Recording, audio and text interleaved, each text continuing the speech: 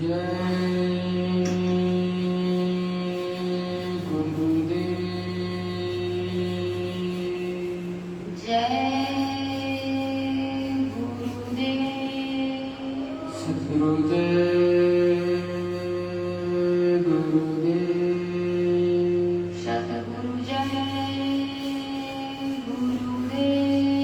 जय गुरुदेव नाम किसका? प्रभु का। प्रभु का पावन नाम। सद्गुरु जय गुरुदेव।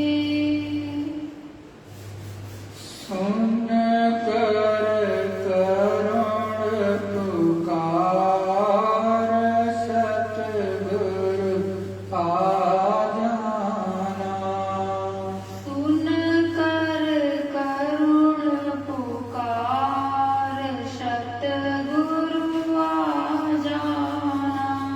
सुन कर करुण पुकार सतगुरु आ जाना। सुन कर करुण पुकार सतगुरु आ जाना।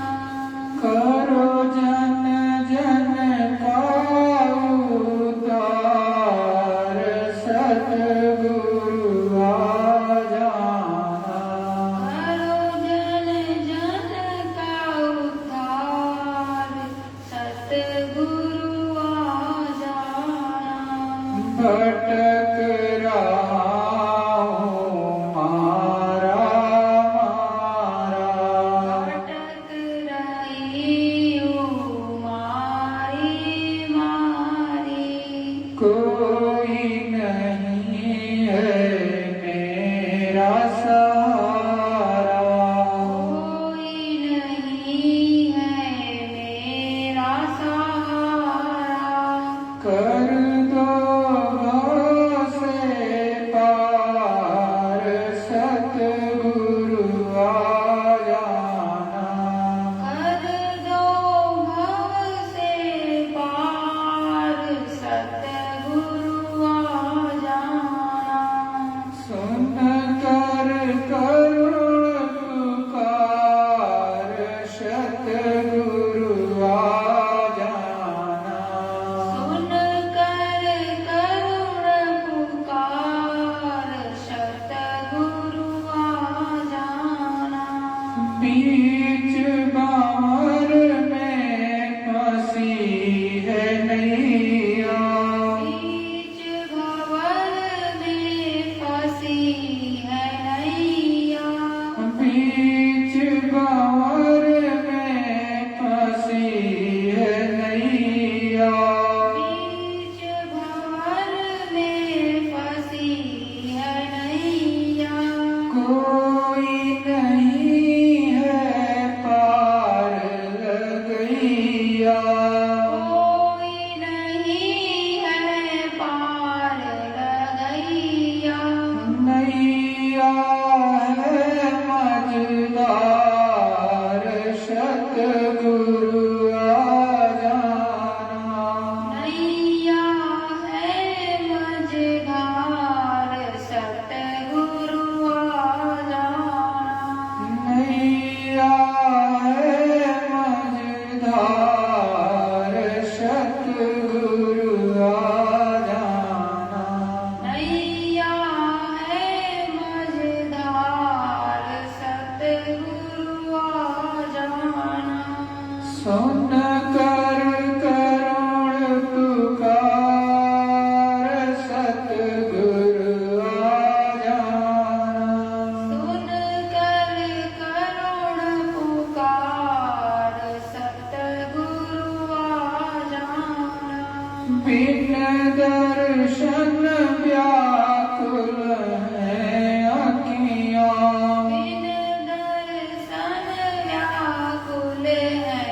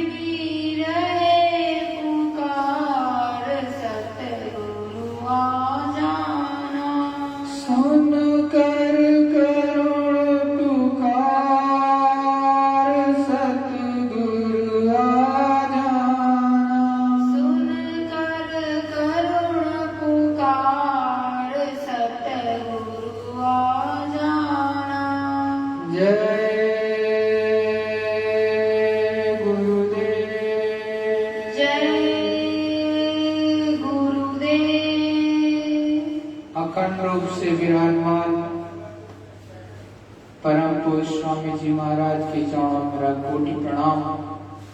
यहाँ पर उपस्थित एवं विश्व के कोने कोने में सत्संगी प्रेमी भाइयों, प्रभु प्रेमियों से मेरा सादर जय गुरुदेव।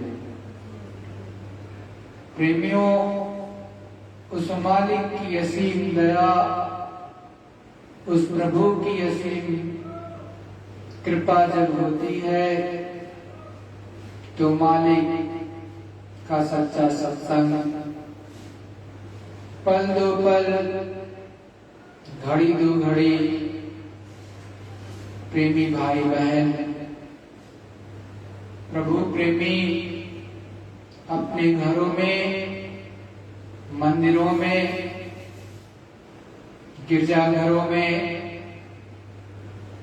या फिर गुरुद्वारे में बैठकर यदा कदा कहीं पर भी सत्संग में उस प्रभु की सच्ची यादगारी, उस प्रभु की सच्ची अरदास लगाते हैं। जब तक सत्संग नहीं मिलेगा,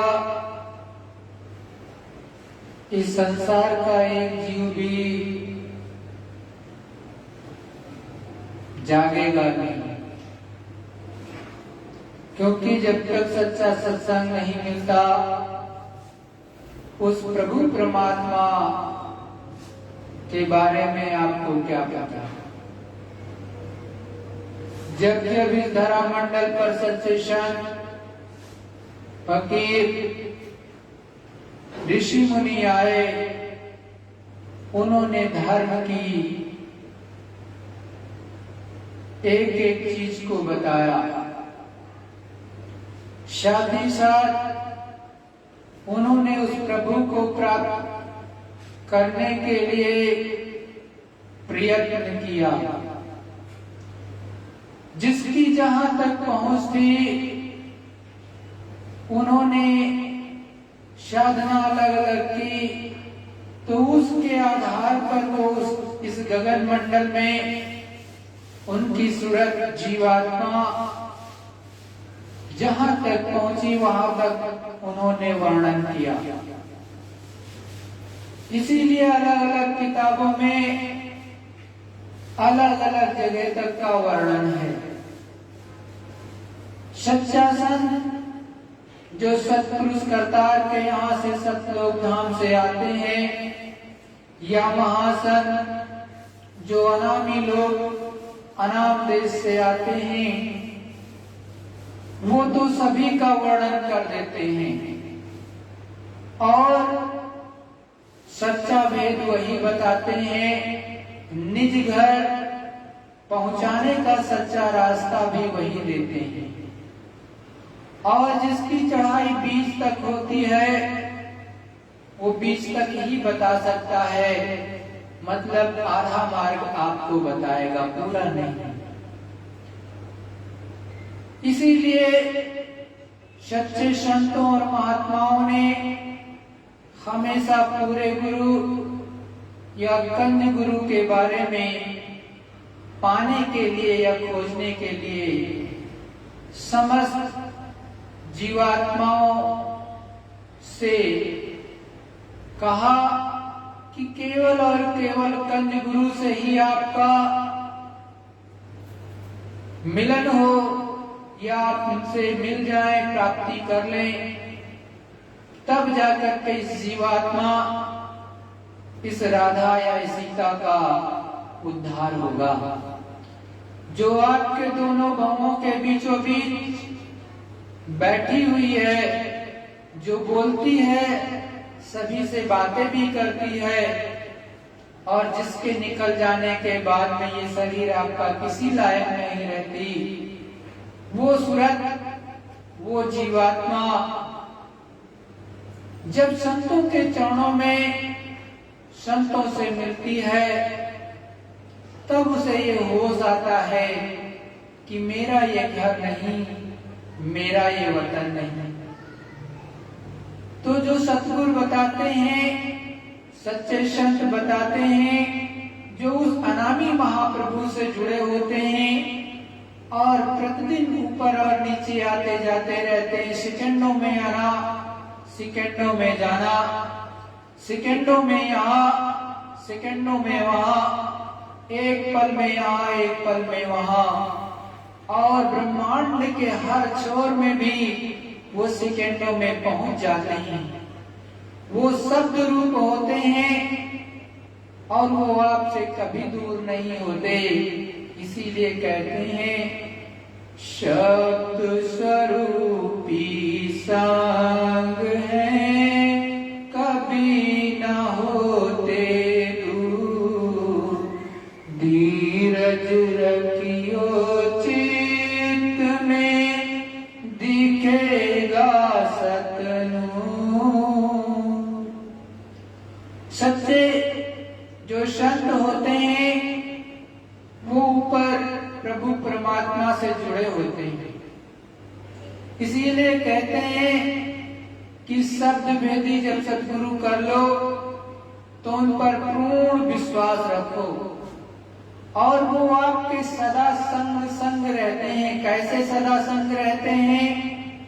जिस दिन वो नाम की बख्शीश करते हैं, इस सूरत इस जीवात्मा को सच्चा नामदान, उस प्रभु का सच्चा भेद बताते हैं, उसी क्षण इस जीवात्मा इस सूरत का गठबंधन इसको जोड़ देते हैं। किसके संग? चरण कमल से।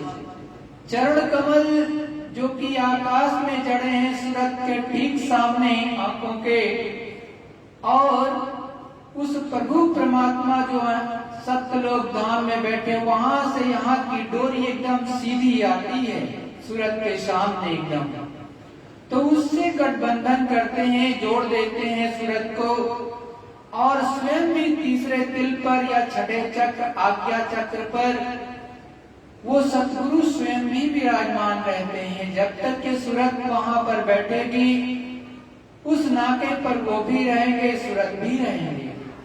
तो जब भी ये सूरत अपने सतगुरु को पुकारती है, उनसे किसी तरह का प्रश्न करती है, तो वो तुरंत उत्तर देते हैं। लेकिन इसके लिए थोड़ा सा आपको रियाज करना पड़ेगा, थोड़ा सा सच्चा ध्यान भजन सुमिरन करना पड़ेगा कि आपकी सूरत जीवात्मा जग जाए। जब आपको चरण कमल के दर्शन होते हैं दर्पण में, तब जाकर के आपको धीरे धीरे करके उस प्रभु परमात्मा के दर्शन मिलना प्रारंभ होते हैं।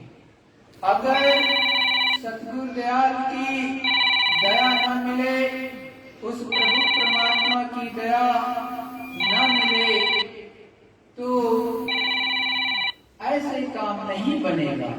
जब सतगुरु दयाल आप पर विशेष दया करके चरण कमल का दर्शन करा देते हैं, मतलब ठीक सामने एक बहुत बड़ा दर्पण, बहुत बड़ा क्या, जितने बड़े आप हैं आपको उतना ही बड़ा उसमें दिखाई देगा।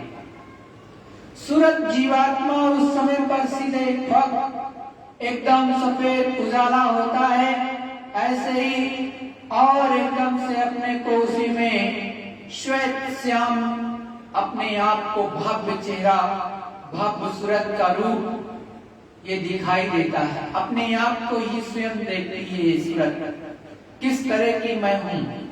जब ये चीज आपको प्राप्त हो जाती है, तब जाकर के सूरत धीरे से फिर आगे की तरफ बढ़ेगी। इसी को आत्म साक्षात्कार, आत्म दर्शन कहते हैं। जब ये प्राप्त होगा आपको, उसके तत्पश्चात ये सूरत आगे चल सकती है, नहीं तो नहीं। इसी को कहते हैं कि आत्मदर्शन, और इसी को कहते हैं अपने को जानना। इसी को जब अपने को जानोगे तब परमात्मा को जान पाओगे। इसी को के साक्षात्कार के बाद आप उस प्रभु परमात्मा को जान पाओगे। कैसे? क्योंकि सूरत ये जीवात्मा उसी के अंदर से उस प्रभु परमात्मा का दर्शन करती है। ये सूरत समझ लो यहाँ पर बहुत बड़ा टेलीस्कोप जो कि उस प्रभु परमात्मा का बनाया हुआ है, आपकी आंखों के ठीक सामने जो चरण कमल हैं वो जड़ें हैं। तो वो टेलीस्कोप सीधे आपको कहां पर पहुंचाता है? जो उस मालिक का सच्चे देश है उसके माध्यम से दिखाई देता, सूरत उसके माध्यम से देखती है। जब तक वो आपको दिखेगा नहीं तब तक काम नहीं बनता, न ये सूरत चढ़ पाएगी, न अच्छे से देख पाएगी, न जग पाएगी। ये गुरु की भी धीरे धीरे दया होती है कि उससे पहले आपको बहुत सी चीजें दिखा भी देती, बहुत सी चीजें अपनी दया से आपको दे देते हैं, जिससे आपको ऊपर की चीजें उस प्रभु परमात्मा की पता चल सके कि आपको विश्वास हो सके। क्योंकि जब तक विश्वास नहीं होगा, जब तक प्रेम और प्रतीति नहीं होगी, तब तक आप ऊपर कैसे चलोगे? और जब थोड़ा थोड़ा सच्चे संत और फकीर आप पर दया करते हैं, आप किसी सांसारिक चीज को भी मांग लेते हो तो वो पूरी कर देते हैं, लेकिन 100% कभी नहीं करते हुए। वो भी बहुत चालाक होते हैं, क्योंकि ये संसार का जीव अति चालाक है। क्योंकि आपको अगर 100% कोई दया कर दी जाए, आपके 100% कार्य सारे के सारे कर दिए जाए, तो आप संतों महात्माओं के पास जाना छोड़ देते हो। जैसे किसी की बीमारी ठीक हो गई एकदम से, एक ठीक कर दी, दूसरी आ गई, दूसरी गई, तीसरी आ गई, चौथी आ गई, तो अगर वो 100% कर देंगे तो आप कभी उस प्रभु परमात्मा की तरफ नहीं देखोगे। लेकिन अगर उसमें 75% सही कर देंगे और फिर भी आप उनके पास जाते रहोगे, तो धीरे धीरे करके वो उसी के बहाने आपको उस प्रभु परमात्मा से भी जोड़ देंगे, और धीरे धीरे करके आपको उस मालिक पर विश्वास होने लगेगा, आपको धीरे धीरे दया मिलने लगेगी। लेकिन ये करने का मार्ग है, करोगे तो पाओगे, और नहीं करोगे प्रेमियों तो कदापि आप नहीं पाओगे। बिना किए संसार की चीजें नहीं मिलती, तो प्रभु परमात्मा का दर्शन भी कैसे संभव है? वो मालिक जो कि यहाँ से अरबों खरबों योजन ऊपर उसका निवास स्थान है, वो हमेशा वहां पर विराजमान रहता, वो कभी नीचे नहीं आता। लेकिन सच्चे संतों और महात्माओं के रूप में इस धरा मंडल पर वो सदा विराजमान रहता है। लेकिन जिन खोजा तिन पाइया, गहरे पानी पर मैं बारी देखन गई, रही किनारे बैठ। जिन्होंने खोजा, अंदर में चल करके देखा, सच्चे संतों की बात पर विश्वास किया, और उन्होंने बैठ करके अपने घर में ही सच्ची साधना की, अपने घर में ही उस प्रभु परमात्मा का 1 minute, 2 minute, 3 minute, 4 minute, 5 minute, कभी 10 मिनट, कभी 15 मिनट सच्चे मन से इस मन को रोक करके जब सूरत से सच्ची साधना करोगे, तब धीरे से ये जगेगी, और प्रभु परमात्मा का दर्शन इसी मनुष्य शरीर से होकर के वो रास्ता गया है। उस 6वीं गली से 10वें द्वार से 10वीं गली से आपको वो रास्ते से दिखाई देने लगेगा, प्रभु परमात्मा आपको मिलने लगेगा। इसीलिए कहते हैं कि वो मालिक तो आपके अंदर है, आपके पास है। आप इधर उधर सर्च करते हो, देखते हो कि हमें कहाँ मिलेगा, हर जगह चले जाओ लेकिन कहीं नहीं मिलेगा। आपको यदि कभी भी मिलेगा वो मालिक सच्ची तरह से देखने को, तो आपको इसी 6ठी गली से, जो 9 गलियां होती हैं, 9 गली का मतलब 9 द्वार हैं आपके शरीर में, 9 इंद्रियां हैं, लेकिन जो सूरत जीवात्मा बैठाई गई है वो 10वीं गली, 10वीं इंद्री के द्वार पे बिठाई गई है। उस 10वीं गली के माध्यम से उस प्रभु परमात्मा के पास ये आती जाती है, और जब इसको निकाला भी जाएगा तो उसी गली, उसी के द्वारा निकाली भी जाती है। लेकिन आप लोग कभी सोचते और समझते ही नहीं हो। हाँ, आप निचले द्वारों पे फंस जाओ तो बात अलग है, आप दूसरी तरह की क्रियाएं करने लगो तो बात अलग है, क्योंकि ये तो कलयुग है। कलयुग का युग अलग तरह का होता, सबसे सुलभ, सबसे आसान उस प्रभु परमात्मा की एकदम से जो साधना होती है वो मालिक बहुत आसान कर देता है। दूसरे किसी भी युग में ये इतना आसान नहीं है प्रेमियों जितना कलयुग में है। इसीलिए कहते हैं कलयुग समयुग आनना जो नर कर विश्वास। कलयुग के समान दूसरा कोई अच्छा युग नहीं है जो नर या नारी उस प्रभु परमात्मा पे विश्वास करके सच्चा प्रभु की भक्ति करे पाने के लिए, तो वो बहुत आसानी से प्राप्त कर सकता है। इसीलिए कहते हैं कि इसमें प्राप्त कर लो, इसमें बहुत आसान है क्योंकि समय कम है। आपको जो समय दिया जाता है, श्वासों की पूंजी जो दी जाती है वो बहुत कम दी जाती है, इसलिए इसमें साधना भी बहुत आसान कर दी जाती है और उस प्रभु परमात्मा को पाना बहुत ही सरल कर दिया जाता है। तो ये सूरत और जीवात्मा उस मालिक का केवल नाम भक्ति करके, केवल सुमिरन करके उसका सच्चा उस मालिक को पा सकती है। इसीलिए कहते हैं कलयुग केवल नाम आधारा, सुमिर सुमिर नर उतरहि पारा। कलयुग में केवल नाम का आधार है, सच्चा नाम आपको मिलना चाहिए जो जगह हो। आप कहोगे कि पहले का नाम, तो कभी पहले का नाम नहीं, इसीलिए अलग तरह से समझाया भी है कि जो सच्चा नाम जगाया गया हो कलयुग में सच्चे संत और महात्मा के द्वारा, वो जगाया हुआ नाम जब आपको दिया जाएगा तब उससे ये जीवात्मा सूरत जाग जाएगी और उस प्रभु परमात्मा को प्राप्त कर लेगी उसके माध्यम से। इसीलिए कहते हैं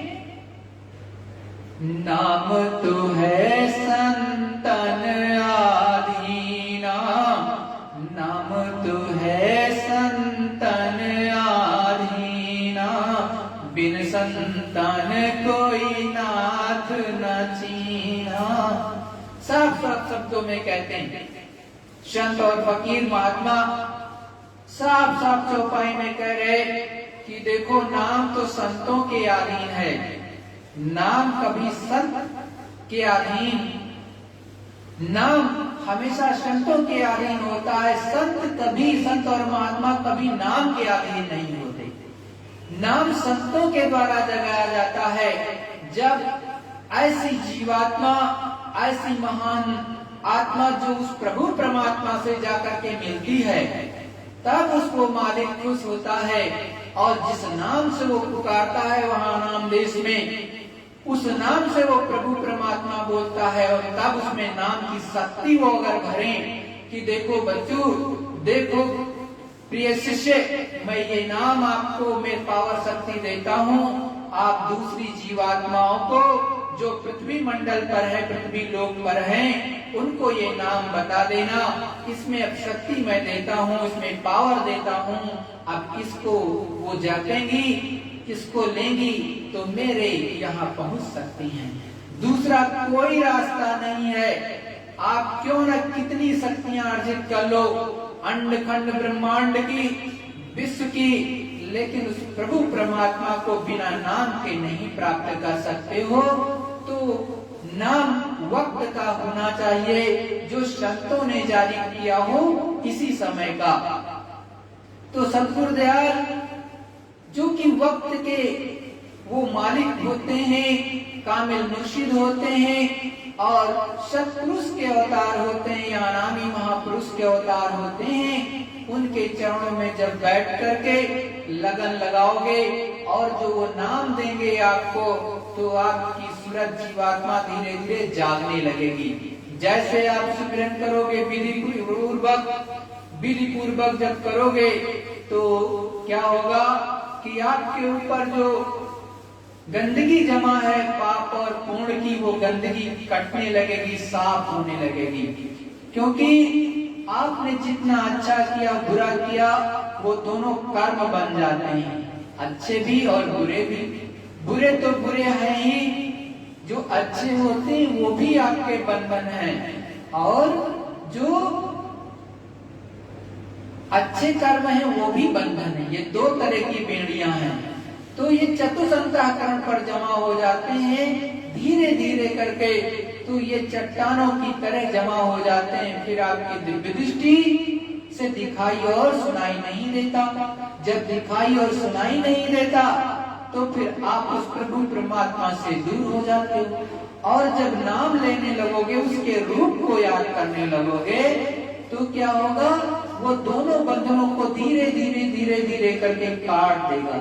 जिस तरह से एक बर्तन होता है, बर्तन पर डिटर्जेंट लेकर के किसी से रगड़ते हो किसी चीज से, तो धीरे धीरे धीरे करके वो एकदम साफ हो जाता है और चमक आ जाती है उसमें। नहीं तो देखते वो कोयले की तरह से नहीं साफ करोगे तो बर्तन आपका वैसे दिखाई देगा। तो जब ये सूरज जीवात्मा जो कि चतुसंतःकरण से घिरी हुई है, इसको जब साफ कर दोगे तब एकदम से चमचम करने लगती है, और ये ऊपर को रास्ते को भी देखती है, ऊपर की मंजिल को भी देखती है, भगवान के भी दर्शन करने लगती है, यहीं से बैठ करके देख लेती है। अरे वेद व्यास जी ने जब महाभारत को लिखा था तो उन्होंने तो बहुत पहले देख करके लिखा था। तो आपको सोचना चाहिए कि महाभारत को लिखने वाले वेद व्यास जी के पास कौन सी ऐसी आंख थी जिसको उन्होंने बहुत पहले देख लिया था। हजारों वर्षों साल उन्होंने पहले देख लिया, 100 साल 200 साल 300 साल 400 साल पहले देखा, उसको किताबों में कलमबद्ध किया। उस समय पर जो भी चीज चलती थी, ताम्रपत्र चलता था तो या जो भी चलता रहा होगा, उस पर उन्होंने लिखा है। आज भी आप कहते हो कि महाभारत किसने लिखी, तो पहले ही आता है कि वेद व्यास जी ने लिखी। तो वो तो बहुत पहले जानते थे, और उन्होंने उस समय पर भविष्यवाणी भी की। आपको ये भी पता है कि रामचंद्र जी को आने से पहले हजारों साल पहले उस समय के ऋषि मुनि और जो है उन्होंने ये लिख दिया था, बता दिया था कि देखो अब आगे रामचंद्र जी आएंगे और धर्म की स्थापना करेंगे। तो उनके पास में उस समय के ऋषि मुनि ने सच्ची साधना करके अपनी दिव्य दृष्टि को खोला, पहले स्थान तक गए और उस प्रभु परमात्मा का दर्शन किया, और तब उन्होंने उस चीज को कलमबद्ध किया। या दूसरे स्थान तक ब्रह्म तक गए, उन्होंने तब लिखा कि श्री रामचंद्र जी आगे भगवान के रूप में अवतार लेंगे और धर्म की स्थापना करेंगे। इसी कड़ी में आज भी संतों और महात्माओं ने आज के लिए भी, इस युग के लिए भी वर्णन किया है कि उस प्रभु परमात्मा का यहाँ पर पदार्पण अवतार होगा और वो कलयुग में भी सतयुग की स्थापना करेंगे, ऐसा वर्णन है। लेकिन हम आप उन चीजों को कभी देखते ही नहीं, केवल संसार में भागते चले जा रहे हैं और संसार की वस्तु को ही प्राप्त करना चाहते हैं। अरे अपने प्रारब्ध पर विश्वास करो, वो मालिक निश्चित रूप से आपको देगा खाने को। आप दिन रात मेहनत करते हो, दिन में भी मेहनत, रात में भी मेहनत, आते हो, खाना खाते हो, सो जाते हो, फिर उठे, फिर दुनिया की ये दौड़ में भटक पड़ते हो। अरे उस मालिक को भी याद कर लिया करो, जिसने ये मनुष्य शरीर दिया है, जिसने आपको ये जिस्मानी मस्जिद दिया है, जिसमें ने ये सच्चा ह्यूमन बॉडी दिया है, जिसने ये सच्चा गुरुद्वारा बनाया है। इसी में बैठ करके सच्ची पूजा इबादत होती है। दूसरा कोई मंदिर मस्जिद नहीं जहाँ से सच्ची आप इबादत करो, पूजा कर सको, क्योंकि मालिक मिलेगा तो इसी मनुष्य शरीर के अंदर से रास्ता गया है मिलेगा, किसी और से नहीं। ये बॉडी कहीं पर भी रखो, चाहे जंगल में होगी तो जंगल में भी जब तपस्या करके साधना करके उस प्रभु परमात्मा को प्राप्त कर लोगे तो वहां पर भी लोग आने लगेंगे। और चाहे आप समाज में बीचों बीच में रहो, चाहे सिटी में रहो या गांव में रहो, वहां पर भी साधना करके जब प्राप्त करने लगोगे तो लोग आने लगेंगे। जब गोस्वामी जी ने उस प्रभु परमात्मा को प्राप्त कर लिया और सत्संग सुनाना शुरू किया तो साफ साफ कहा, नर नारी सब आवे झारी।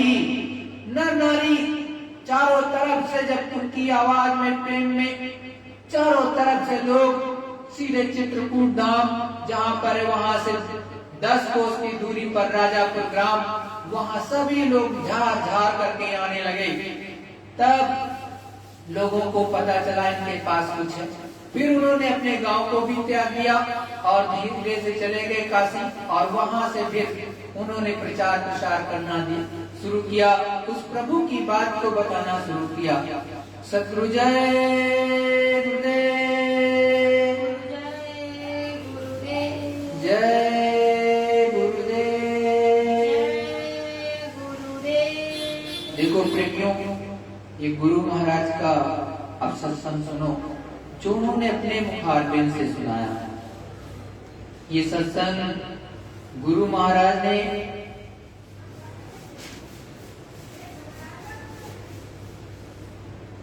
4 दिसंबर 2011 को सुनाया अपने मुखारबिंद से, वो आप सुनो। शत कर्मों से पूर्ण कर्मों से इस मनुष्य शरीर की प्राप्ति होती है। पहले जो कुछ भी हमारे पास अशुभ शुभ कर्म होगा तो अशुभ कर्म का फल पहले भोगना होगा और फिर उसके बाद शुभ कर्म का भोग भोगना। तो जीवन में ये तो विचार आना चाहिए कि हम कौन हैं और कहाँ के हैं, कहाँ रहते हैं और कितनी दूर हैं, और हम कौन हैं और कहाँ से आए, यहाँ कैसे आ गए।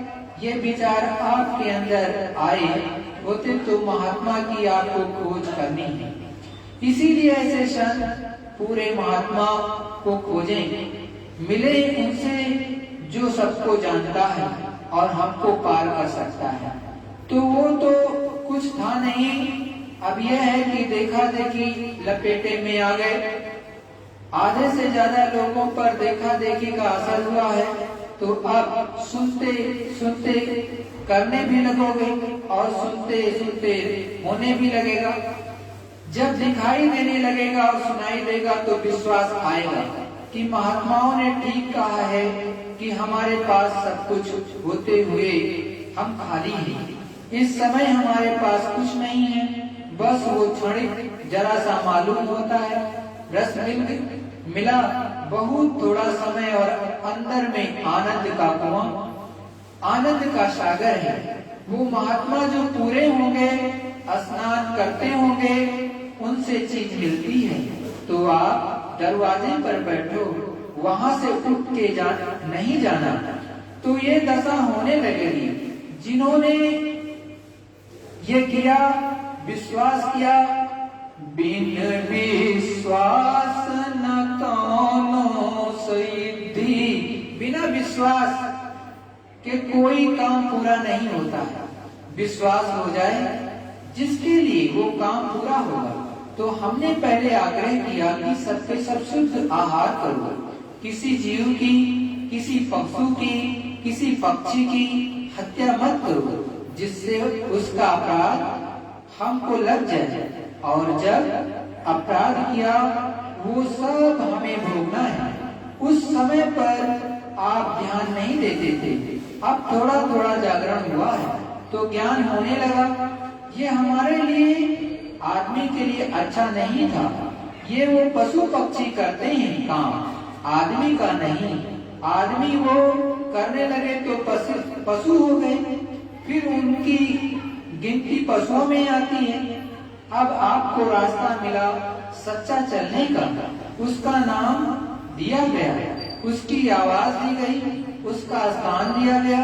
अब जरा सा भोग को त्याग करके पूरा कर लेना चाहिए। इंद्रियों के भोगों की विदाई खुद के लिए और औरों के लिए तो थोड़ा सा परहेज घर गृहस्थी में होना चाहिए।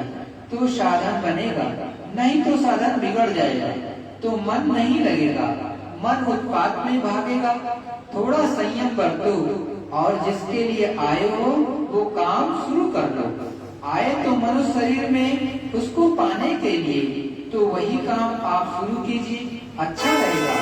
महात्माओं के सत्पुरुष, महात्माओं के प्रमाण, उनके संतों के प्रमाण बहुत हैं। इसमें ये कि वर्षों सुनाए, हजारों वर्षों तक भी सुनाए तो सुना सकते हैं। प्रमाण बहुत, सबूत कमाई करके ठीक से दे दिया है, और उनकी कमाई जीवों के लिए कि वो कह के जाएं, कुछ जरा कुछ बता के जाएं, कुछ लेके जाएं, कुछ सहयोग भी हैं। तो देखो सतगुरुदयाल कितनी अच्छी तरह समझा रहे हैं। आरत गावे सेवक तेरा, संशय भरम निश्चित को घेरा। सतगुरुदयाल समझाते हुए आपको बता रहे कि देखो संशय और भ्रम ने चित्त को घेरा। क्या करे, संशय रूपी भ्रम चित्त को काम नहीं करने देता, घेर लिया। अब संशय में फंसे रहे, संशय रहे तो फिर कुछ होगा नहीं। घर में रहो, बाहर में, महात्मा के पास में जाओ तो संशय रहेगा, तो फिर उसी में उथल पुथल में लगे रहोगे।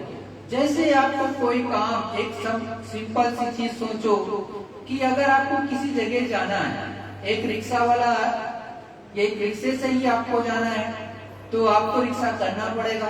मान लिया ऑटो रिक्शा इस समय चलने लगा या ई रिक्शा चलने लगा, उसमें जाना है। अगर आप उस पर अविश्वास कर दें कि हमको ले जाकर कहीं एक्सीडेंट कर देगा या गिरा देगा, तो आपके अंदर शंका आ गई। अब निश्चित रूप में आप उस पर नहीं बैठोगे, संशंकित हो जाओगे कि ये हमको पहुंचाएगा नहीं, निश्चित रूप में गिरा देगा। तो एक तरह की शंका हो गई। अब आपका मन तो रुकेगा नहीं, ये मन उत्पात करेगा, चित्त चितवन करता रहेगा और मन उत्पात करता रहेगा। तो कभी भी आप अपनी मंजिल को प्राप्त नहीं कर सकते हो सांसारिक। तो उसी तरह से जब सच्चे संत के पास में पहुंचो तो उसका उदाहरण दिया जाता है कि थोड़ा ठहरो, उन पर विश्वास करो, जो वो कहते हैं थोड़ा मानो और उसको करने लगो। तो जब करने लगोगे तो ऊपर में दिखाई देने लगेगा, सुनाई देने लगेगा, तब फिर कौन सी आपको अविश्वास की स्थिति। जब प्रभु परमात्मा का सच्चा संदेशा ऊपर से मिलने लगेगा, वो आवाज के भी सुनने को मिलने लगे, कलमा आयते सुनने को मिलने लगे, अंदर में आपको स्वयं उस प्रभु की आकाशवाणी उतरने लगे, उसको सुनने लगो यहीं पर अपने घर में बैठ करके, तब फिर किस चीज का शंका और आपके अंदर रह गई। तो सतगुरुदयाल समझाते हैं कि शंका नहीं आनी चाहिए। शंका ने चित्त को जो घेर लेता तो नहीं पा सकता कोई भी। तो सेवक को हमेशा शंका नहीं करना चाहिए, सेवा वहां से हट जाना चाहिए, मतलब अपने अंदर में चित्त में शंका का भाव नहीं उत्पन्न करना चाहिए, नहीं लाना चाहिए। अब स्वामी कृपा करो ऐसी, संशय जड़ अजब जाए विनाशी। अब सतगुरुदयाल से ऐसी सूरत जीवात्मा प्रार्थना करती है महापुरुषों से कि हे मालिक मुझ पर कृपा करो, दया करो, कि हमारा जो संशय हुआ है आप पर या फिर इस अंदर के ऊपर की चढ़ाई पर या इस भेद पर, उसको संशय भ्रम को खत्म कर दीजिए कि वो सब चला जाए, वो नाश हो जाए उसका। तो इसने हमारा विनाश कर दिया और संशय ने ही हमारा विनाश किया है। संशय जाए, संशय दूर करने के लिए भीख मांगती है ये सूरत जीवात्मा की दया कर दीजिए, संशय ना रह जाए, जो आप कहें वो सब हम समझ में हमारे आ जाए, हम उसे मान पाए। निरसंशय चित शब्द समाई, 10वें द्वार रहे ठहराई। जब कोई संशय नहीं रहेगा तो चित्त एकाग्र हो जाएगा, देखो सतगुरुदेव कैसे कहते कि कैसे होता है। बहुत से लोग कहते हैं मेरा मन नहीं रुकता, बहुत से लोग कहते हैं मेरा चित्त नहीं रुकता, बहुत से लोग कहते हैं कि अब तक नहीं रुका तो अब क्या रुकेगा। सतगुरुदेव साफ साफ समझा रहे, जब कोई संशय नहीं रहेगा तो चित्त एकाग्र हो जाएगा और मन लग जाएगा तो संशय चला जाएगा। अमी चित्त एकाग्र नहीं है तो जब ध्यान करते हैं तो मन भाग जाता है, क्योंकि चित्त एकाग्र नहीं है। चित्त को एकाग्र करना, जब चित्त को एकाग्र करोगे तो मन वहीं साथ देगा, फिर होने लगेगा। तो ये भ्रम आ गया तो कुछ नहीं, अरे नहीं होगा, अरे होगा, देख लेंगे फिर कर लेंगे, समय है हमारे पास ये है और कल मौत आ जाए तब। बहुत से लोग टाल देते हैं कि कल कर लेंगे, परसों कर लेंगे, आज हमारे पास ये है तो ये कर ले, दुनिया का काम। लेकिन सतगुरुदेव समझाते हैं कि आपकी मान लिया कल की बात तो सोचे, रात में ही मौत आ गई, चले गए ऊपर, तब क्या ऊपर प्रभु का भजन करोगे। तो सतगुरुदेव समझाते हैं कि संशय ना करो, शंका ना करो, ना ही कल पर डालो और उसको आज ही कर लो, आज करो, प्रतिदिन करो। हमारे पास ये है और कल मौत आ जाए तब। इसने अपना ऐलान कर रखा है कि हमारे किराए का मकान है, हमने जितने समय के लिए दिया है वो उतना समय तुम लो और बाकी बाद में खत्म। एक क्षण भी नहीं रह सकते हैं, फौरन निकाल देगा। उसने समय निश्चित कर रखा है और आप संशय में पड़े हो, विश्वास नहीं। तो देखो ये शरीर जो होता है हर एक मनुष्य का, चाहे वो नर हो या नारी हो, हर एक का ही किराए का मकान है। इस प्रभु ने जो काल भगवान उनको कहते हैं, उन्होंने आपको इसको किराए पर दिया है। निश्चित श्वास इसको मिली है, जैसे वो समय खत्म होगा श्वासों का, वैसे ही आप चाहे जिस जगह हो, चाहे आप सेठ हो, चाहे साहूकार हो, चाहे राजा हो, चाहे प्रधानमंत्री हो, चाहे आप राष्ट्रपति हो, चाहे आप जितना भी अपने आप को ऊंचा नीचा समझो, जहां पर भी ये श्वासों की पूंजी खत्म होगी वहीं पर आपका खेल खत्म, ये शरीर वहीं पर धड़ाम से गिर पड़ेगा। आप कहोगे हार्ट अटैक हो गया, डॉक्टर साहब के पास ले जाए, डॉक्टर साहब भी कह देंगे कि हार्ट अटैक हो गया या ब्रेन हेमरेज हो गया, अब इसकी तो नाड़ी चल नहीं रही और जो हार्ट बीट थी वो भी खत्म हो गई, तो बात खत्म हो गई। तो वो तो हार्ट बीट चलेगी तब ना जब उसमें जीवात्मा होगी। जीवात्मा तो निकल गई इस मनुष्य शरीर के नाके से, जब जीवात्मा ही निकल गई, इसमें से वो आत्मा ही निकल गई, तो इसकी हार्ट बीट कहाँ से चलेगी, बात खत्म हो गई। तो संत महात्मा कहते हैं कि कल पर मत टालो, संशय मत करो, सच्चा सुमिरन करो उस प्रभु परमात्मा का, सच्चा नाम लो, सच्ची उनकी आवाज है उसको सुनो। आगे सुन मैदाना, मौज होए तो करे पयाना। शत्रुदयाल अपने गुरु महाराज समझा रहे कि देखो कि आगे महाशून्य का मैदान है। महाशून्य का मैदान जब तीसरे 10वें द्वार से आगे चलेगी, तीसरी मंजिल से ऊपर तो महाशून्य मैदान है, वहां पर चलेगी। तो कहते हैं भाई आगे तो मैदान है, छोटा मैदान, बड़ा मैदान, फिर अपार मैदान। जब चित्त ने सूरत का साथ दिया तब ये रवाना होती है। तो बड़े बड़े प्रकाशवान मैदान है, एक दो नहीं, बड़े बड़े बहुत बड़े बड़े प्रकाशवान, प्रकाश से भरे हैं। जो आप यहाँ पर सूरज चांद देखते हो कि एक प्रकाशवान मैदान, मान लिया आकाश की तरफ देखो तो आपको मैदान ही दिखाई देता है। तो वो मैदान तो छोटा है, बहुत छोटा सा। ऊपर देखोगे तो इतना है कि उसका वारा पारा ही नहीं नजर आएगा। वो दिव्य दृष्टि से देखती है जीवात्मा, तब भी उसको पता नहीं चलता, इतना प्रकाश ही प्रकाश है। जैसे समुद्र के किनारे खड़े हो जाओ तो जल ही जल छलकता है, वैसे ही मैदान में रोशनी ही रोशनी।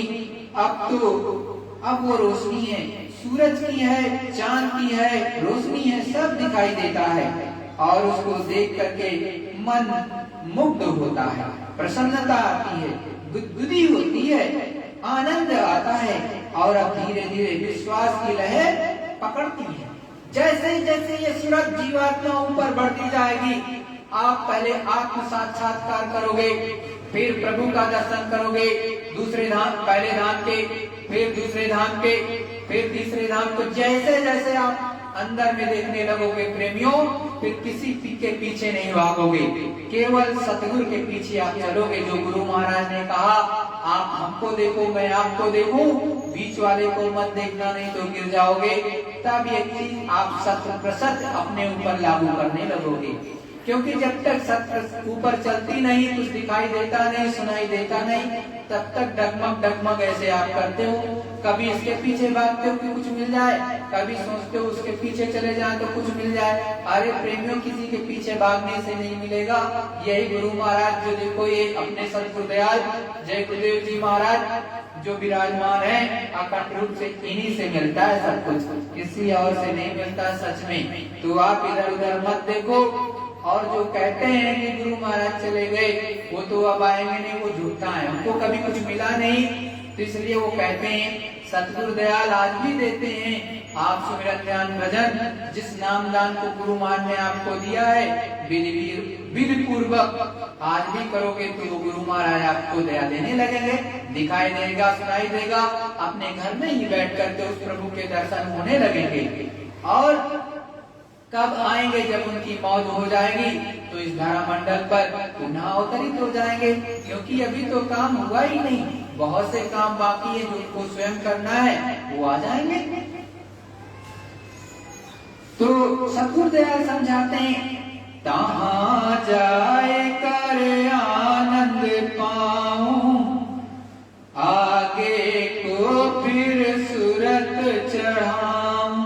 अब सतगुरु दयाल समझाते हुए कहते हैं कि देखो, वहां जब उसमें जाती है सूरत या जीवात्मा, तो बहुत आनंद आता है प्रेम में, इतना आनंदमय हो जाती है कि ये जब उतर के वहां से नीचे आती है इस संसार में भी, तब भी बहुत खुशी अंदर में महसूस होती है, एकदम गदगद रहती है। कितनी भी आपको दुनिया की दिक्कत हो, लेकिन वो आनंद जब आप पाने लगोगे प्रेमियों, तो हंसी खुशी हमेशा रहेगी। कोई भी कुछ भी कहे, कुछ फर्क नहीं, आप उस आनंद में एकदम आनंदित रहोगे, क्योंकि आपको ऊपर का आनंद मिलने लगता है, जो कि रियल वाला आनंद होता है। इस संसार वाला तो क्षणिक होता है, खत्म हो जाता है, लेकिन वो जब आप आनंद मिलने लगेगा, गुरु महाराज आपको कुछ दिखाएंगे, सूरत जीवात्मा को जगाएंगे, तो आपको समझ में आएगा कि कितना आनंद आता है। तो प्रेमियों, जब वहां गई सूरत, उसको आनंद मिला, फिर सूरत में आई ताकत, बलवान हुई। उस चीज को देखकर, प्रकाश को, शब्द को सुनकर के जीवात्मा में, सूरत में काफी ताकत आती है। क्योंकि आप देखते हो कि यहाँ का एक सूर्य आप नहीं देख पाते, दोपहर में, दोपहर का समय हो और आप आंख मिलाना चाहो सूर्य देवता से, तो आंख नहीं मिला सकते। और इससे हजारों हजारों गुना ज्यादा प्रकाशमान सूर्य की तरह चमकती हुई रोशनी हो, तो आप कैसे देख पाओगे प्रेमियों? तो इस क्या होता है, सतगुरु दयाल की विशेष दया होती है कि जब ये ऊपर में पहले स्थान पे सूक्ष्म लोक में पहुंचती है, तो इसको काफी ताकत मिलती है, रोशनी देखती है जब प्रकाशमान, तो काफी बलवान होती है। फिर दूसरे स्थान तक काफी बलवान होती है प्रकाश देखकर, फिर तीसरे स्थान तक बलवान होती है, इसमें और ताकत आती है, जीवात्मा की दिव्य दृष्टि में ताकत आती है। फिर ये जो चौथे लोक के नाके तक, उसके बीच में भी खूब पावर आती है, इसमें देख देख करके रोशनी से शक्ति लेती है, शब्द से, रोशनी और शब्द से आप ये जो है पावर शक्ति लेने लगती है। जिस तरह से आप यहाँ भोजन से लेते हो, ये जीवात्मा ऊपर में कहीं प्रकाश से, कहीं शब्द से, इस तरह से लेती है। तो प्रेमियों, ये फिर काफी बलवान हो जाती है। रूह तो आगे चिन्ह बताएगी, उनकी तरफ चलो तो चलने की तैयारी करती है। सत नाम सत सत ठिकाना, चौथा पद सोई संत बखाना। कहते हैं कि वो संत सत नाम है, कहते हैं कि वो संत सतनाम है, इनका स्थान सप्तधाम संतों ने बताया है। ये सत्य नाम है, सच धाम है। तुम वहां चलो, वहां स्वतंत्र है, काल के घेरे के बाहर, काल का घेरा नीचे है, वो ऊपर दयाल है, बहुत प्रसन्न, बहुत मुग्ध, बहुत बड़ी शक्ति इनकी है। मतलब सतगुरु दयाल कहते हैं कि जो ये चौथा स्थान था, इसके ऊपर में अब जीवात्मा को जाना, सत्यलोक धाम में, सतनाम में जाना है, तो वहां आपका ये सच्चा ठिकाना ऊपर है। और वही चौथा पद संत ने बताया है, उसको चौथा पद कहते हैं। उस पद में संत महात्मा रहते हैं और ये जीवात्मा भी वहीं की रहने वाली है। वहां पर चलो, उसी को सत्य नाम धाम भी कहते हैं, उसी को अचल धाम भी कहते हैं। ऐसा सतगुरु दयाल समझा रहे हैं। तो धीरे धीरे ये सूरत, ये जीवात्मा जब जगेगी प्रेमियों, तो चलना प्रारंभ करेंगे। फिर सतगुरु दयाल कहते हैं, उसका रूप का वर्णन बताते हैं। हंसन शोभा कहीं न जाई, हंसन शोभा कहीं न जाई, कोंडस चंद सूर छवि छाई। अब सतगुरु दयाल समझा रहे कि देखो, वो वहां रहते हैं, मतलब सत्य लोक धाम में सत्पुरुष करतार और सच्चे संत जो आपको यहाँ नाम दान दे रहे, वो वहां रहते हैं। जो सुरतें वहां रहती हैं, एक एक अरब सूरज चांद, एक एक रोम में प्रकाश, अनंत अनंत नहीं, मतलब एकदम अरबों खरबों, उसका वर्णन नहीं इतना ज्यादा, उसमें प्रकाश है। एक एक रोम में, मतलब एक जो रोया होता है, आपका बाल होता है, उस छिद्र में, वो समझ लो जितना बड़ा, जितना आपका बाल है, बाल जिस जगह पे आपके शरीर में लगा है, उस जगह में समझ लो एक इतनी छोटी सी जगह में अरबों खरबों सूरज चांद उजाला करते हैं। इस सूरत, इस जीवात्मा में जो आपके अंदर बैठी है, इसी में वहां का ऐसा उसका रूप है विहंगम का।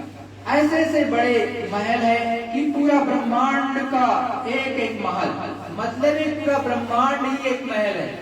अगर गुरु महाराज की कभी मौज होगी, आप लोगों की सूरत जब चढ़ेगी, आप देखोगे आपकी ये सूरत, ये जीवात्मा एक महल को ही पार नहीं कर पाएगा। देखती चली जाएगी, लेकिन उसका वारा पारा नहीं मिलेगा। एकदम पक व्हाइट महल वहां बने ऐसे गुरु महाराज की दया से, ऐसे आपको दिखाई देगा।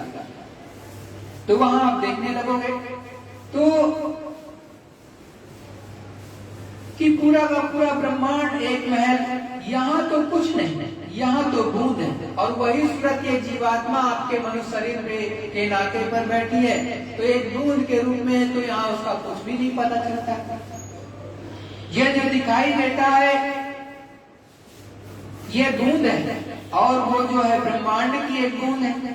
वहां ये आनंद सूरत को मिला, चढ़ी ऊपर को, तो जो ये यहाँ पर दिखाई देता आपको, ये पसारा पूरा 3 लोगों का पसारा एक बूंद के समान में सतगुरु दयाल समझाते हैं कि एक बूंद की तरह समझो, एक बूंद के रूप में। लेकिन ये ऊपर में जब जाती है तो वहां बहुत बड़ा पसारा है, और उसको ये सूरज जीवात्मा देखती है। अद्भुत रूप पुरुष कहाँ बरनु, कोटि सूर चंदायित रोमू। कहते हैं सतगुरु दयाल कि क्या उसका वर्णन करूं, जो वहां भंवर गुफा में सूरज चांद है, कोटान कोट सूरज चांद जड़े हुए हैं जगह जगह। 1-2 मंडल सूरज चांद के नहीं, अनेकों मंडल हैं सूरज चांद के, और खिले हुए हैं। तारागणों का मंडल अलग है, अद्भुत सबकी सब सूरतें बाकी है कि सूरत में अरबों अरबों सूरज चांदों का प्रकाश है। यहाँ तमाम सूरतें हैं, ये मनुष्य बैठे पक्षी हैं, इनमें सब में सूरतें हैं। इतना इतना प्रकाश एक एक में है। तो वहां खचाखच भरा हुआ है, वो कितने सूरज चांद होंगे। ये गुरु ने जब देखा तो बताया, जो तो साधक दया मांगता है ऊपर दया कीजिए। देखो सतगुरु दयाल समझाते हैं, बताते हैं कि जब गुरु ऐसी चीजों को देखता है तो ऐसे गुरु के पास जब सूरज जीवात्मा जाती है तो वो भी दया मांगती है कि हे सतगुरु दयाल मुझ पर दया कर दीजिए, हमारी भी जीवात्मा जग जाए और हमको भी वो सारी चीजें दिखाई देने लगे, हमारी भी सूरत में वो अरबों अरबों खरबों खरबों सूर्यों का प्रकाश होने लगे। यही सूरत में ये सब होता है। लेकिन प्रेमियों, ये करनी का मार्ग है, कथनी का नहीं है, करनी का है। तो जब करनी करने लगोगे, जैसा गुरु महाराज समझाते हैं, बताते हैं, तो आपको सब कुछ मिलेगा। जो गुरु महाराज सत्संग में सुना रहे हैं, ये सब चीजें प्राप्त हो जाती हैं। लेकिन करोगे तो पाओगे और नहीं करोगे तो कुछ नहीं मिलेगा। ये मनुष्य शरीर भी चला जाएगा। तो सतगुरु की एक एक बातों को अपने अंदर धारा करो, उतारा करो। एक एक वचन को पकड़ लो। अगर उन एक वचन को भी पकड़ ले लोगे सही विधि से तो निकल जाओगे। बड़ा आसान है, बड़ी ही दया सतगुरु की उतरती है।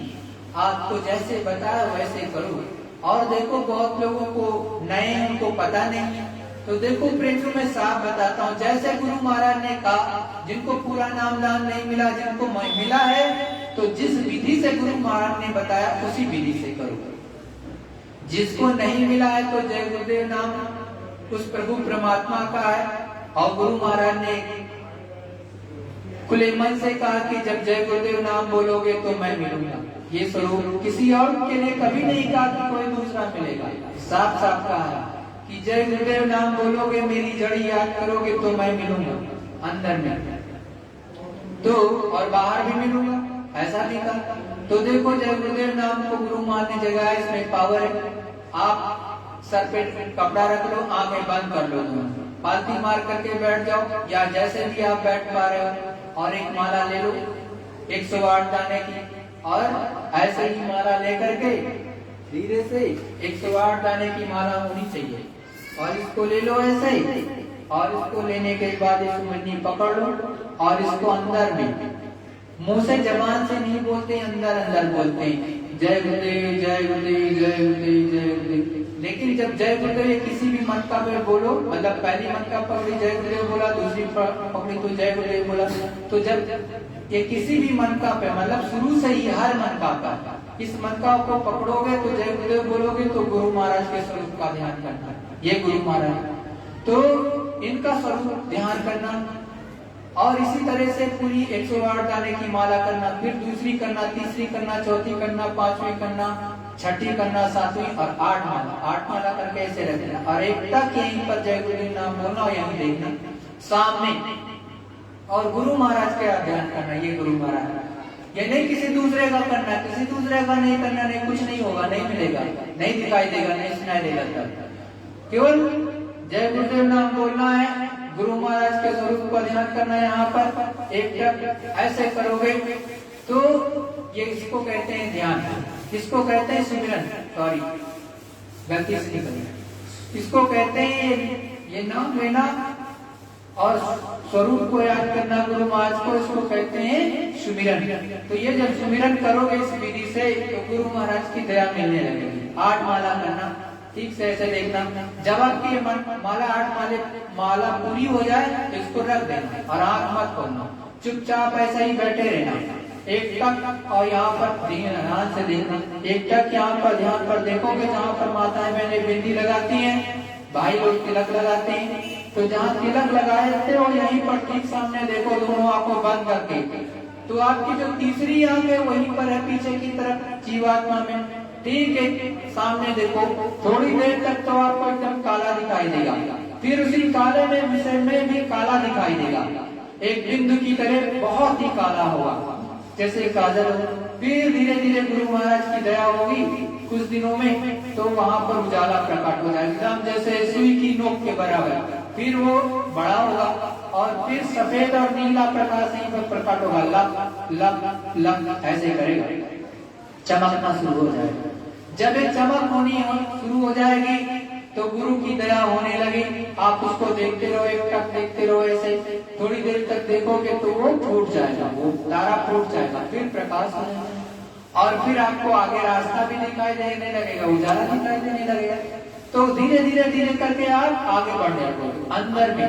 तो नित्य प्रतिदिन करते रहो, गुरु महाराज का सत्संग सुनते रहो। जो गुरु महाराज को के प्रति समर्पित होकर के केवल गुरु महाराज की बात करते हो, सत्संग सुनाते हो, उनका सत्संग सुनते रहो, तो आपका धीरे धीरे दया मिलने लगेगी, ऊपर चढ़ने लगोगे और सही से सत्संग सुना करो, एकदम ध्यान एकाग्रचित होकर के। तो जो सच्चा साधक ऊपर चढ़ता है वो बहुत सी चीजें बता देता है, बहुत सी चीजें समझाता जाएगा, क्योंकि वो ऊपर में देखता है तो आपको ऐसे बता देगा चुपचाप, लेकिन आपसे ये नहीं कहेगा कि मैं देखता हूँ, समझाता वहीं से जाता है। तो धीरे धीरे करके ये तो आप जो आपने माला रख दिया और चुपचाप देख रहे थे, यहाँ पर तो देखने का नाम ध्यान, ये गुरु महाराज ने बताया। तो ध्यान आप करते रहो, ऐसे लग करके करो, 10 मिनट, 5 मिनट, 15 मिनट ऐसे नहीं, उसके बाद उसको भी छोड़ दो। अब उसको जब छोड़ने से पहले क्या किया, दोनों कानों को भी बंद कर लो। अभी तक आंख बंद थी, अब कान भी बंद कर लो, ये दोनों बाहरी कान को अच्छे से बंद कर लो। और ये दाहिना हाथ अपना याद रखो कि दाहिना कौन सा है, दाहिने उसी दाहिने हाथ की तरफ कान जो आपका है, दाहिने कान को ऊपर ध्यान से लेकर के सुनो ऊपर से। तो ऊपर से बहुत आवाज बहुत धीरे से आएगी, बहुत धीरे पहले आती है। मालिक की दया हो जाए तो बहुत तेज भी आती है। तो जब पहले धीरे आएगी, क्योंकि आपके मान लिया कान साफ नहीं, तो बहुत धीरे आएगी एकदम। कुछ दिन तक कुछ नहीं आएगा, लेकिन निराश मत हो, कुछ दिन करो, 10-15 दिन, महीने भर करो, महीना बहुत है, इतने में तो दया गुरु की मिलने लगेगी, निश्चित है। तो बहुत हल्की हल्की आवाज सुनाई देने लगेगी दाहिनी तरफ, तो ध्यान से सुनो, 1 minute, 2 minute, 5 minute, 10 minute, 10-15 minute करके छोड़ दो। तो धीरे धीरे इसमें समय हर एक में बढ़ाते चलो, नित्य प्रतिदिन सुबह शाम करो। तो जितना समय मिल जाए, अगर नहीं रात में मिला तो सुबह कर लो, सुबह नहीं मिला तो शाम को कर लो, सुबह नहीं मिला तो दोपहर में कर लो। लेकिन हमारी आपसे विनती निवेदन है कि आपको खाना खाने का समय मिलता है तो भजन का क्यों नहीं मिलता है? दुनिया के सब के लिए समय मिलता है तो प्रभु के लिए क्यों नहीं मिलता? क्योंकि ये शरीर आपको तो प्रभु प्राप्ति के लिए मिला है, किसी और कार्य के लिए नहीं मिला है। आप चाहे जंगल में रहो, जंगल में भी बहुत से जानवर रहते हैं, आदमी भी रहते हैं, क्या उनको भोजन नहीं मिलता? वो प्रभु परमात्मा नहीं देता है। आप भी काम करते हो, दूसरा कोई काम नहीं करता, केवल मनुष्य ही कार्य करता है। दूसरे कोई भी जानवरों को देख लो, चाहे वो चिड़ियों को देख लो, पक्षियों को देख लो, कोई काम नहीं करते, तो क्या उसको प्रभु कुछ खाने को नहीं देता? निश्चित रूप में देता है। तो अपने प्रारब्ध पे विश्वास रखो, जो कर्म है उसके लिए हाथ हिलाते रहो, मालिक आपको देगा, निश्चित है। तो भजन जरूर कर लो। जब सुबह उठो, रात में भी सोने से पहले जो सुमिरन करो, फिर ध्यान करो, फिर भजन करो, फिर सो जाओ। और भजन जब भी सो तब क्या करो, भजन करते करते सो। मतलब दोनों कानों को बंद कर लो, उसमें उंगली लगा लो चुपचाप, और जब तक आवाज सुनाई दे रही तड़तड़ तो देखोगे 10-15 दिन के ही अंदर आपका कान खुल जाएगा। इतनी तेज आवाज आने लगेगी कि पूछो मत, और उस मालिक की दया उतरने लगेगी। 1-2 बार बहुत तेज आएगी, धीरे धीरे और बढ़ेगी, उसके बाद ये जीवात्मा ऊपर जाने लगेगी, सट ऐसे निकल जाती है, सेकंड नहीं लगता है, ऐसे निकल जाती है। तो ऐसे 1 बार जाओगे, 2 बार जाओगे, 3 बार जाओगे, डर भी खत्म। तो इसी को जीते जी मरना कहते हैं, और जीते जी उस प्रभु को पा सकते हो। इसीलिए कहा भी है कि जीते जी मरना सीखो। हर संत ने कहा, हर महात्मा ने कहा, लेकिन लोग मृत्यु से बहुत डरते हैं, जीते जी मरना नहीं सीखते, इसलिए डरते हैं। और मृत्यु तो निश्चित है, सबकी आएगी, वो एक ना एक दिन तो जीवात्मा निकाली ही जाएगी इस मनुष्य शरीर से। जय गुरुदेव, जय गुरुदेव। प्रेमियों, एक प्रार्थना होगी, तत्पश्चात आप विश्व के किसी भी कोने में होंगे तो वहाँ पर सत्संग सुनने के बाद जो ऑनलाइन देख रहे हैं उनसे भी विनती निवेदन कि सभी लोग सुमिरन ध्यान भजन सत्संग के तत्पश्चात जरूर करिएगा, तभी आपको लाभ मिलेगा। अगर सुमिरन ध्यान भजन नहीं करोगे तो दया कैसे मिलेगी? गुरु महाराज ने कहा है, द्वार पर बैठोगे, घाट पर बैठोगे तब तो दया मिलेगी। घाट पर दया आती है, चली जाती है, ये निश्चित है, प्रतिदिन आपके पास आती है। लेकिन घाट पर जब बैठोगे तो दया का परिचय मिलेगा। घाट छोड़ दोगे तो दया नहीं मिलेगी, दया आएगी भी चली जाएगी, आप पकड़ नहीं पाओगे। तो प्रेमियों, घाट पर जरूर बैठो, सुमिरन ध्यान भजन जरूर करो। दुनिया का काम कोई छूट जाए तो छूट जाए, लेकिन सुमिरन ध्यान भजन नहीं छोड़ना चाहिए। और सुमिरन तो खास करके नहीं छोड़ना चाहिए, वो जरूर करना चाहिए दोनों टाइम। जब आपका बहुत पक जाए तो सूरत तो सेकंडों में चली जाती है, 1 सेकंड नहीं लगता, लग चली जाती है। और ऐसा ही बैठे रहोगे, लग टप टप टप दिखाई देने लगेगा। लेकिन करने लगोगे तब मिलेगा, ऐसा मिलेगा नहीं। It is very clear. जय